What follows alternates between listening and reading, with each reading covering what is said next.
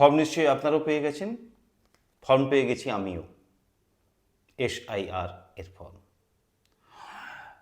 সবাই জানি কেমনভাবে ফিল আপ করতে হবে। ঠিক এই জায়গাটায় আমার নিজের ডিটেলস, এই জায়গাটাতে আমার নিজের ডিটেলস যদি আমার 2002 সালের ভোটার তালিকায় নাম থেকে থাকে, আর ডান দিকে, নিচের ডান দিকে যদি আমার 2002 সালের ভোটার তালিকায় নাম না থেকে থাকে, তাহলে এই নিচের ডান দিকে আমার কে 2002 সালে ভোটার তালিকায় ছিলেন, এইটা সবাই জানি। কিন্তু সবথেকে বড় একটা কনফিউশন তৈরি হচ্ছে এই, দেখুন ফর্মটার দিকে তাকালে আপনারা দেখতে পাবেন, ফর্মটা দেখলেই বুঝতে পারবেন যে দুটোতেই, নিচের দুদিকেই, এই দুটো জায়গাতেই সম্পর্ক বলে একটা কথা আছে। সেই জায়গাটায় কি হবে সেটাই বড় কনফিউশন এখন। নানা মুনি নানা মত দিচ্ছে। আমরা আজকে সারা দিন এটা নিয়ে অনেক তর্ক করেছি, তর্ক বিতর্কের পরে একটা মোটামুটি ডিসিশনে আসা গেছে যে ওপরের তো আমি আমার 2025 সালে আমি আমার এখন যা কিছু তা দিলাম ভোটার তালিকা সম্পর্কে। এই জায়গাটায় 2002 সালে যদি আমার ভোটার তালিকায় নাম থেকে থাকে, আমি আমার সেই তখনকার যে এপিক নাম্বার, তখনকার নামের যা স্পেলিং, সেগুলোই দেবো। এ পর্যন্ত ক্লিয়ার। তারপরে দেখুন সেখানে আত্মীয়ের নাম, মানে আমার বাবার নাম কি আমার মায়ের নাম যা আছে আমার সেই সময় ভোটার তালিকায় যা ছিল সেটা দিলাম। ঠিক তার নিচে সম্পর্ক, এই সম্পর্কটা কার সাথে কার সম্পর্ক। বন্ধুরা একটা বিষয় মাথায় রাখতে হবে, আমি আবেদনকারী, আমি নিচে আরও বিস্তারিত তথ্য দিচ্ছি, আরও এক কিছু। তাহলে আবেদনকারীর সাথে এর কি সম্পর্ক?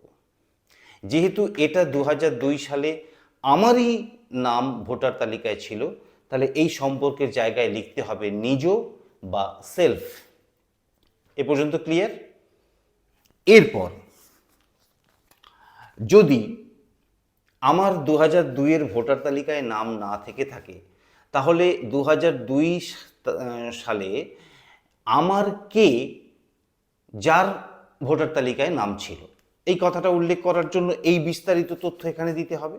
অর্থাৎ আমার বাবার সেখানে নাম ছিল কিনা, কিংবা আমার মায়ের সেই তালিকায় নাম ছিল কিনা। যদি বাবা মায়ের নাম সেই সময় না থেকে থাকে, তাহলে আমার দাদু কিংবা ঠাম্মার নাম সেখানে ছিল কিনা, এই তথ্যটা দিতে হবে। সেই জন্য যদি প্রথমেই ধরে নিই, বাবা বললে অনেকটা জটিল হয়ে যায় বিষয়টা, মাকে দিয়েই বোঝাই। এখানে যদি আমি আমার মায়ের নাম দিই, ঠিক তারপরে মায়ের এপিক নাম্বার দিচ্ছি। তারপর দেখুন আত্মীয়ের নাম, অর্থাৎ মায়ের নামের পাশে ভোটার কার্ডে থাকে না বাবা বা নিচে পিতা বা স্বামীর নাম, তাহলে সেখানে মায়ের স্বামীর নাম দেয়া ছিল নাকি মায়ের বাবার নাম দেয়া ছিল, সেটা লিখে দিলাম। যেমনটি ছিল তেমনটি লিখে দিলাম। ঠিক তারপরে আছে সম্পর্ক। এই সম্পর্কটা যেহেতু আর কোথাও কোনো অপশান নেই যে আবেদনকারীর সাথে এর কি সম্পর্ক লেখার, সুতরাং এই জায়গাটাতে আমাদেরকে লিখতে হবে আমি ওনার কে হই। আমি এই যে আবেদনকারী, এই যে আমি আবেদনকারী, আমার ডিটেলস এখানে আছে।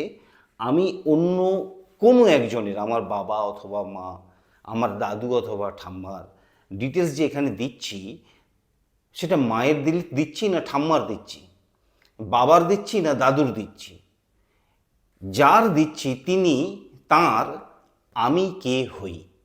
সন, যদি ছেলে হই সন লিখব, যদি মেয়ে হই লিখব ডটার বা মেয়ে, যদি নাতি হই নাতি অথবা গ্র্যান্ডসন, আর যদি নাতনি হই নাতনি অথবা গ্র্যান্ড ডটার লিখব।